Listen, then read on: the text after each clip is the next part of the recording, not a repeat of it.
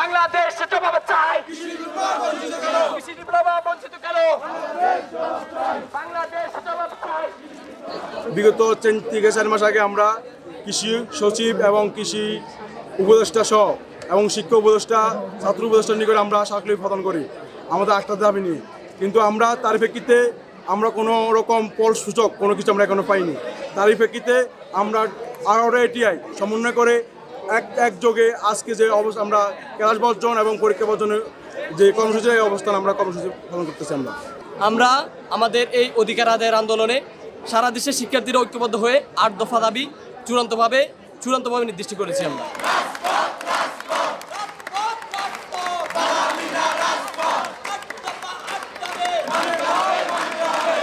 আর আমাদের এই দাবিগুলো অযৌক্তিক নয়। অবশ্যই আমাদের দাবিগুলো হচ্ছে যে আমরা ডিপ্লোমা কৃষিবিদরা পাবলিক ইউনিভার্সিটিতে মানে পড়ার সুযোগ করে দিতে হবে। পাবলিক যে কৃষি বিশ্ববিদ্যালয়গুলো আছে ওগুলোতে আমাদের পড়ার সুযোগ করে দিতে হবে প্রথমত। আর আমরা বেসরকারি কোনো কৃষি বিশ্ববিদ্যালয় থেকে আমরা বিএসসি করতে চাই না। আমরা সরকারিভাবে আমাদের এই দাবিটা যে আমরা সরকারিভাবে কৃষি বিশ্ববিদ্যালয়ে পড়তে চাই। আমরা রাজপথ ছাড়ছি না, আমরা কোনো কর্মসূচি ব্যাঘাত ঘটাবো না, আমরা কোনো পরীক্ষায় অংশগ্রহণ করব না।